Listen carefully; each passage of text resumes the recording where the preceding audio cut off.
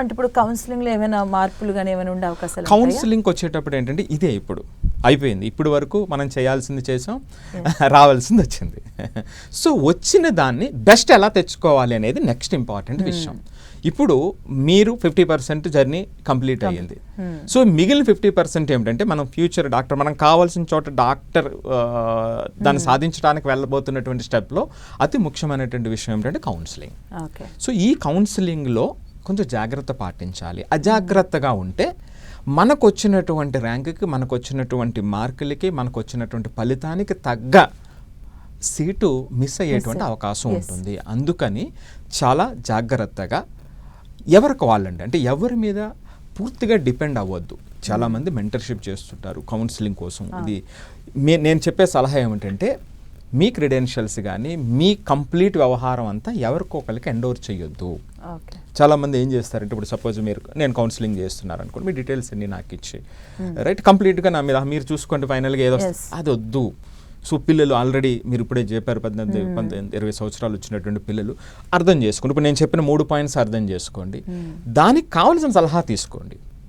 Right. So మీ పూర్తిగా మీ యొక్క అన్నీ కూడా వేరే వాళ్ళ చేతిలో పెట్టొద్దు. గైడెన్స్ ఫాలో అవుతూ మీ దానికి మీరే రెస్పాన్సిబిలిటీ తీసుకోండి. చేసేటప్పుడు 1-2 సార్లు జాగ్రత్తగా చేయాల్సినటువంటి అవసరం ఉంటుంది. దీంట్లో మొట్టమొదటిగా పాటించాల్సిన పాయింట్స్ ఏమిటంటే అండి, ఈ లోపు మనకి కౌన్సిలింగ్ షెడ్యూల్స్ వచ్చే లోపు ఈ 10-15 రోజుల్లో మీకు కావాల్సినటువంటి సర్టిఫికేట్స్ అన్నీ రెడీ చేసుకోండి. లాస్ట్ మినిట్ వరకు ఉండవద్దు. ఏదైతే అవసరం ఉందో మీ క్యాస్ట్ సర్టిఫికేట్ కానివ్వండి, మీ ర్యాంక్ కార్డులు ఇవన్నీ ఎలాగా వస్తాయి, రైట్. ఇంకా ఏదైనా మీకు ఏదైనా కేటగిరీస్ ఉన్నట్లయితే ఆ సర్టిఫికేట్స్ కానివ్వండి, లేదా మీకు ఎక్కడైనా గ్యాప్ వస్తే 2-3 సంవత్సరాలు గ్యాప్ వస్తే ఆ గ్యాప్ సర్టిఫికేట్ కానివ్వండి. సో ఏవైతే రెలవెంట్ డాక్యుమెంట్స్ అవసరమో అవన్నీ జాగ్రత్తగా ప్లాన్ చేసి జాగ్రత్తగా పెట్టుకోండి. ఇది మీరు చేయండి. రెండో పాయింట్ ఏమిటంటే ఇప్పుడు వచ్చినటువంటి ర్యాంక్స్, లాస్ట్ ఇయర్ వచ్చినటువంటి ర్యాంక్స్, ఈ రెండింటి కంపారిజన్లో ఎక్కడికి వెళ్తుంది అనేటువంటిది రెండవది చూడండి. మూడవది స్టేట్ మెరిట్ లిస్ట్ కూడా వచ్చిన తర్వాత మనం లెక్క పెట్టేసుకోవచ్చు. నేను ఓబీసీ అనుకోండి, ఓబీసీలో ఎంతమంది ఉన్నారు, నా మెరిట్ లిస్ట్ ఎంత, అంత అయిపోయింది. అక్కడితో మనకి ఎక్కడ పాసిబిలిటీ ఉంది అనేటువంటిది తెలిసిపోతుంది. సో ఈ 3 స్పష్టంగా. ఇలాంటప్పుడు నీట్ స్కోర్ వాళ్ళు పరిగణలోకి తీసుకుంటారా? NEET rank all India. ఇప్పుడు ఇక్కడ మధు గారు మనకి కొన్ని అంశాలు ఎలా వస్తాయంటే, నీట్ ఆల్ ఇండియా ర్యాంక్ వస్తుంది, ఆల్ ఇండియాలో కేటగిరీ ర్యాంక్ వస్తుంది, స్టేట్ మెరిట్ లిస్ట్లో ర్యాంక్ వస్తుంది, స్టేట్లో మరలా కేటగిరీ ర్యాంక్ వస్తుంది. సో ఇవి మనకి ఇవి చాలా కీలకమైనటువంటి నెంబర్స్ అనమాట అండి. ఈ నెంబర్స్ మనం డిసైడ్ చేస్తాయి. ఇది అయిపోయిన తర్వాత దీని మీద క్లారిటీ వస్తే ఇది సెకండ్ స్టెప్. రిజల్ట్ వచ్చింది ఫస్ట్ స్టెప్. సెకండ్ స్టెప్ ఇప్పుడు నేను చెప్పింది 10 రోజులు దీనికి కష్టపడి జాగ్రత్తగా ప్రయత్నం చేయండి. ఇటు పేరెంట్స్ పిల్లలు చక్కగా ఒకరికొకరు క్వశ్చన్స్ వేసుకుంటూ ఎంజాయ్ చేయండి. రైట్, అర్థమవుతుంది. సో అవసరమైన చోట సలహా తీసుకోండి. ఇది రెండో పాయింట్.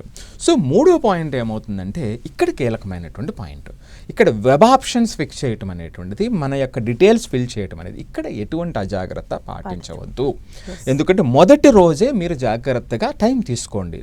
కొంతమంది ఏం చేస్తారంటే 2-3 రోజులు వదిలేసి లాస్ట్ రోజులో మొదలు పెడితే ఆ టెన్షన్లో అనవసరంగా ప్రాబ్లమ్స్ మనం వెల్కమ్ చేసినటువంటి వాళ్ళం అవుతాం.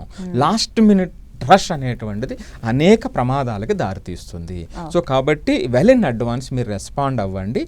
మీరు లాక్ చేసే ముందు, క్లోజ్ చేసే ముందు 1-2 సార్లు మీరు విడిగా, మీ పేరెంట్స్ విడిగా, లేదా మీరు గైడెన్స్ తీసుకున్నట్లయితే ఆ గైడెన్స్ సపోర్ట్తో ఇలా 2-3 సార్లు క్రాస్ చెక్ చేసుకుని మీరు అప్లై చేయండి అనేటువంటిది నా యొక్క సలహా అండి. ఇక ఇదే స్టెప్లో ఏమిటంటే మూడో స్టెప్లో రౌండ్స్ ఉంటాయి.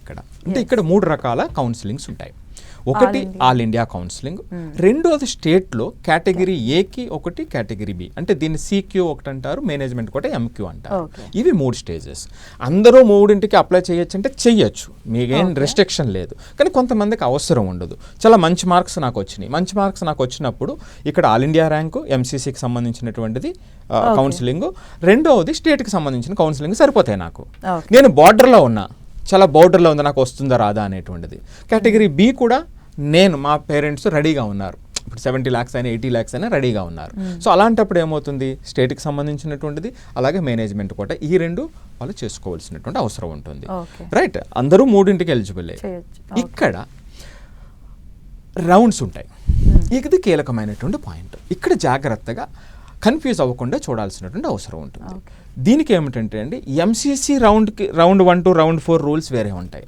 Okay, Telangana round 1 to round 4 rules కొంచెం డిఫరెన్స్ ఉంటుంది, అలాగే ఆంధ్రాకి సంబంధించి కొంచెం డిఫరెన్స్ ఉంటుంది. ఇవి కన్ఫ్యూజ్ అవ్వద్దు. సో వీటిని ప్రత్యేకించి మీరు దేని మీద అయితే ఫోకస్ చేస్తున్నారో దాన్ని జాగ్రత్తగా అర్థం చేసుకోవడానికి ప్రయత్నించండి. నేను చాలా అంటే పర్టికులర్లీ వీటి మీద చాలా వీడియోలు చేశాను. వీడియోస్ వెతికిన వాళ్ళకి క్లారిటీ వస్తుంది. అంటే ఎంసీసీలో ఏమేమి రూల్స్ ఉన్నాయి, టీజీలో రౌండ్ 1 to రౌండ్ 4 ఏ రూల్స్ ఉన్నాయి, ఏపీలో ఎలా ఉన్నాయి. అంటే ఎగ్జాంపుల్ మీకు చెప్తా.